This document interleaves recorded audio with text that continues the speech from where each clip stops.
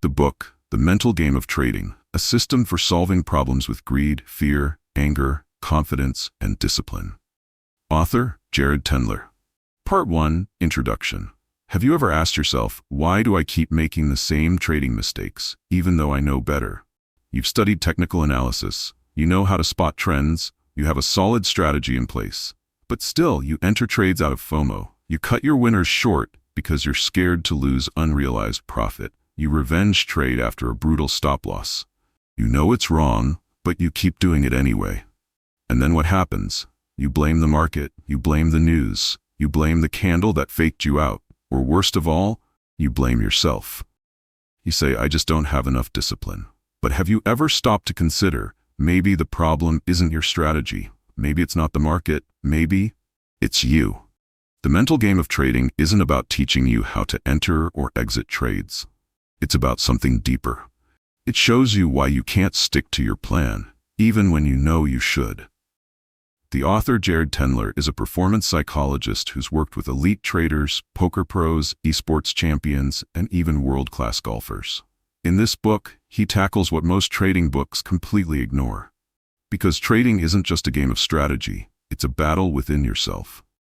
And if you don't learn to manage your own mind, then no system in the world is going to save you from yourself. This video is a deep dive into that mental game. Not to hype you up, but to help you untangle the mental blocks that are silently draining your performance and your profits. Part 2. Why psychology matters more than strategy. Think back to some of your worst trading losses. Did you lose because you didn't know how to trade? Because you lacked technical knowledge? Or was it because you reacted poorly when things didn't go your way? Be honest. Have you ever cut a trade early because you were scared of a bigger loss? Doubled down because you thought it has to reverse? Gone all in because you were desperate to make it back? The truth is, you didn't lose because you didn't know enough. You lost because you lost control. Jared Tendler puts it simply, your most repeated mistakes aren't caused by a lack of skill. They're caused by poor psychology. Let's go over a few of the usual suspects. Overtrading, driven by the urge to make money fast. Chasing price because you're afraid to miss out. Cutting winners short because you fear the market might turn. Holding on to losers because you don't want to admit you're wrong. Revenge trading because you're trying to win it all back in one move. You've heard these before. You've told yourself, I just need more discipline. But here's the truth. Discipline isn't just about willpower. It's the result of a mind that's been trained. And that's where most traders fail, because they never train the one thing they rely on most. Their own psychology. Emotions aren't your enemy. They're signals. You can't trade without emotions, any more than you can stop your heart from racing when you're anxious. But what you can do is learn to recognize where those emotions come from. Fear might be telling you you're risking too much. Greed might be rooted in scarcity or pressure. Anger after a loss might not even be about the trade. It might be about pride. It might feel personal. Tendler doesn't teach you to become a robot. He teaches you how to read your own mind, just like you read a chart. And that's why mindset matters more than any technical indicator. A great system gives you maybe 50%. The other 50%?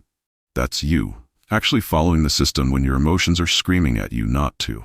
And that's the real game this book is about. That's the mental game of trading. Part 3. The 4-step system to fix your mental game. One of the most valuable things about the mental game of trading is this.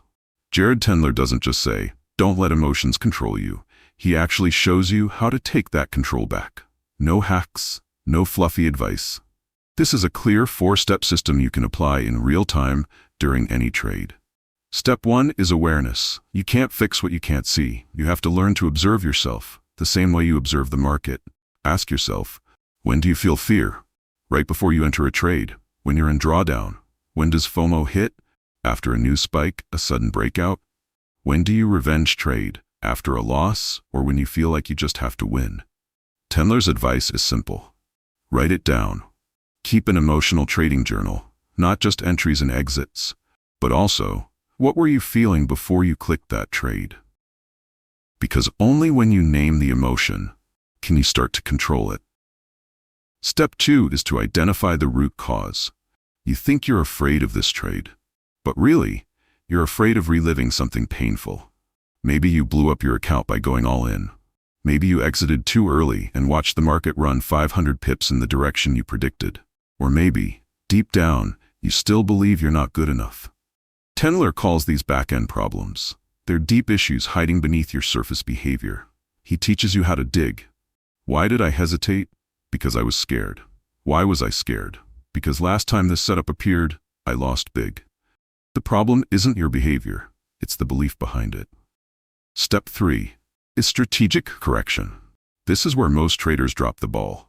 They know the problem, but they don't replace the behavior. For example, if you tend to trade impulsively after a loss, create a pre-trade checklist. Ask yourself, am I still following my plan? Is this really an A+ setup? Or am I just trading frustration? If you're prone to FOMO, set a rule. If I feel overly hyped, I must wait 5 minutes before placing the trade. Your strategy doesn't have to be complicated, it just has to be specific and something you can repeat. Step 4 is execution and review. This is where you retrain your nervous system. Trading is like golf or chess. Muscle memory matters. But here, it's all mental. You don't just journal to log trades, you journal to ask, how did I react when the market turned? You don't just track profits and losses, you grade yourself on one thing. Did I follow my rules, even when it was hard? That's how real confidence is built. Not the kind of confidence that comes from a win, but the kind that says, I did the right thing, even when the market didn't reward me. And when you repeat this system again and again, you're not just becoming a better trader, you're becoming a better version of yourself. You stop reacting emotionally, you start pausing before you respond. And that's what creates long-term, sustainable traders.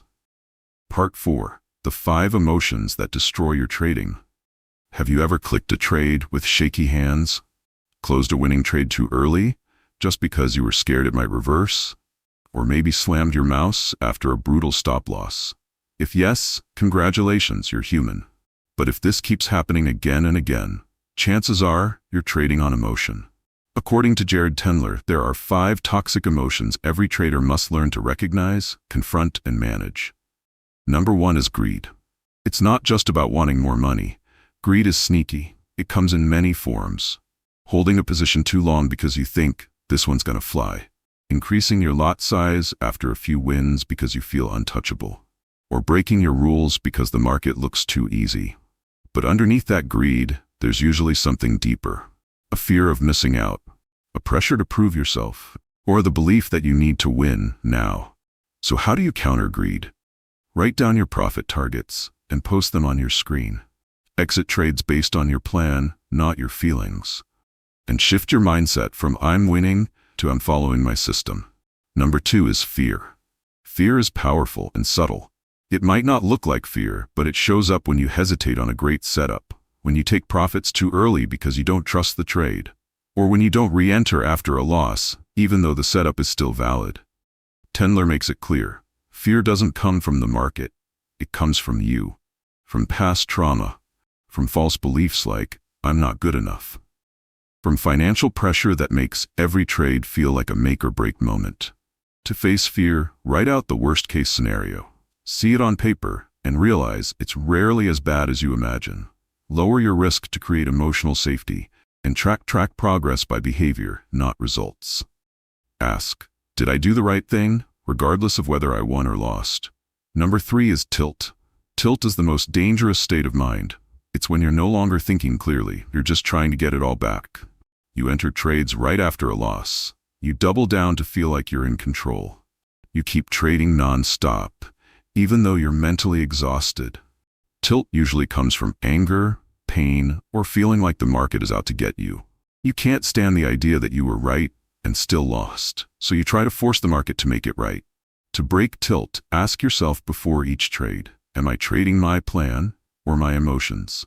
Set a rule. If I take 2 stop losses in a row, I take a 15-minute break. And post this where you can see it. Don't let one mistake become a chain reaction.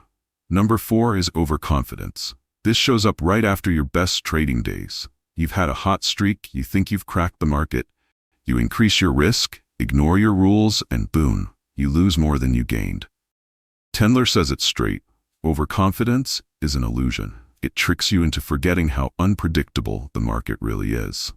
No matter how good you feel, discipline has to stay your number one priority. To stay grounded, set a daily win limit. If you hit it, stop trading. Don't scale up just because you're winning, and revisit your losing trades to keep yourself humble. Number 5 is lack of confidence. Overconfidence makes you reckless. Lack of confidence makes you freeze. You skip perfect setups. You get in, then exit too early because you're afraid of being wrong. You keep asking others for validation instead of trusting yourself. This usually happens after a losing streak or after switching strategies too often. To rebuild confidence, go back to the simplest system you've ever used successfully. Trade smaller, but consistently, so your body relearns the feeling of being in control. And journal what you did right each day, even if the trade didn't work out. Bottom line: you don't need to eliminate emotions. You just need to learn how to talk to them. Emotions aren't bad. They only become a problem when you don't understand them. Jared Tendler gives you the map to explore your inner world. So instead of fighting your emotions, you can learn to trade with them. Not just with charts, but with clarity. Part 5. Practical tools to master your trading psychology. So now you understand that your emotions are affecting your trades, and you know why, whether it's past trauma, false beliefs, or unconscious habits. But here's the real question. How do you actually start changing in a way that's practical and long-lasting? Jared Tendler doesn't leave you guessing. He gives you a set of tools, simple but extremely effective. No meditation apps, no reading 50 self-help books. Let's break them down. First, the trading journal, but with emotions included. Most traders write something like this: buy gold at 1982, stop loss at 1975, target at 2000, lost 70 pips. Not bad, but not enough. Tendler says trading isn't just about numbers, it's about emotion. So add these 3 questions to your journal. How did I feel before placing the trade? Did I feel FOMO, doubt, or maybe overconfidence? Did I follow my plan, or was I trading based on emotion? Writing this down helps you see yourself more clearly. Second, the emotional map, your personal trading psychology profile. This is your secret weapon. Imagine having a map of your emotions that shows when you're most likely to tilt. Maybe it's after 2 losses in a row, when FOMO usually kicks in, maybe after a news spike or during quiet market hours, or when your discipline fades, like when you've been staring at the screen too long. Your emotional map isn't something you draw once. You update it regularly. Just like you update your trading strategies, and you'll quickly notice something. Every repeated mistake has a pattern, and once you spot it, you can get ahead of it instead of reacting to it. Third, the inchworm concept. Fix one weak link at a time. Tendler uses a brilliant analogy. The front of the inchworm is your best self, disciplined, sharp, in control. The back is your worst self, tilted, emotional, reactive. Your goal is to slowly bring the back closer to the front, one small improvement at a time. Don't aim for massive breakthroughs. Just aim to grow your stable zone, bit by bit, every day. Fourth, the pre-trade checklist. Think of it as your mental engine check. You wouldn't fly a plane without checking the engine. So why would you trade without checking your mindset? Create a simple checklist and review it before every trade. Am I feeling pressure to win today? Am I trading out of boredom, or because this is a valid setup? Does this trade meet all of my criteria? A good checklist can stop bad trades before they even start. Fifth, the scorecard, your discipline report card. At the end of the day, give yourself a score. Did I follow my plan today? Did I place any trades based on emotion? Did I trade when I knew I shouldn't? Write it down, track the percentages, review it every week. And here's the surprising part. Your profits will often show up, not when you chase money, but when you start measuring your behavior. Final takeaway: you can't control the market, but you can build a system to control yourself. And as Jared says, trading psychology isn't something you have. It's something you train. Part 6. Why you're not improving even though you know so much. You've read the books, you've taken the courses, you've followed top traders, you know how to analyze charts, manage risk, and wait for the right setups.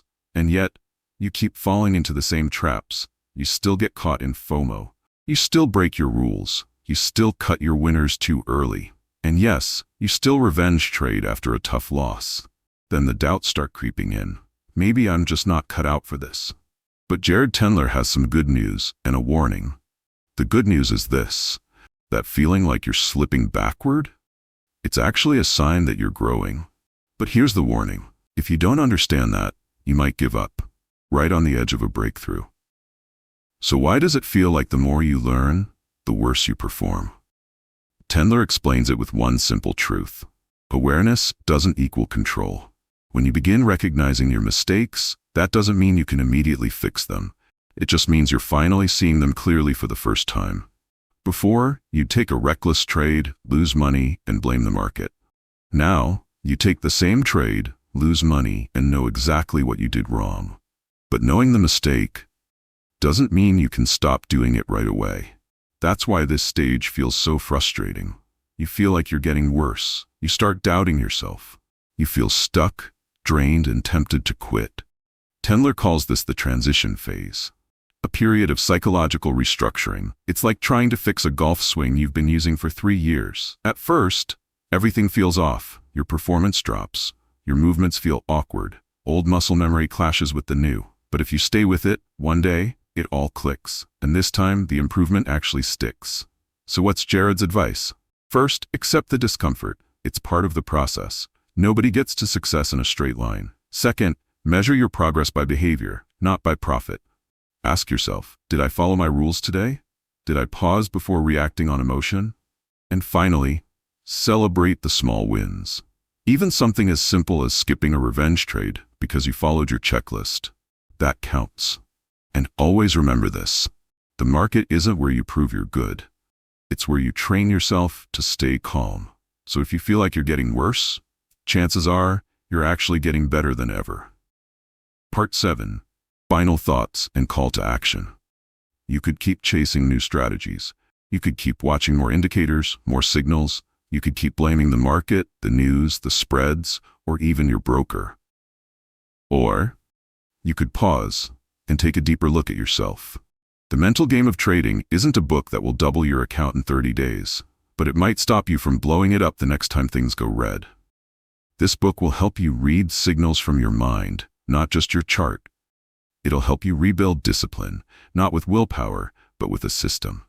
And it'll help you take action, even when your emotions are telling you to panic. No, it won't make you rich overnight. But it might be the reason you're still trading a year from now, while others have quit because they never learned how to manage themselves. So if you're serious about trading, if your emotions have ever wrecked your progress, if you've ever thought, maybe I'm not cut out for this, then this is the book you need to read before you even think about giving up. I've put the link to the original book down in the description. You'll find the paperback, the Kindle version, and the audiobook. If this review helped you, do me a favor, click the link, support the channel. But more importantly, invest in your own trading mindset. Thanks for sticking with me all the way through. If you want more honest, no-fluff book reviews made just for traders like you, then don't forget to like the video, leave a comment, and subscribe to Investory Hub so you don't miss what's coming next. I'll see you in the next one. Until then, stay calm, stay focused, and stay in the game. Because trading isn't just about strategy. It's a battle of the mind.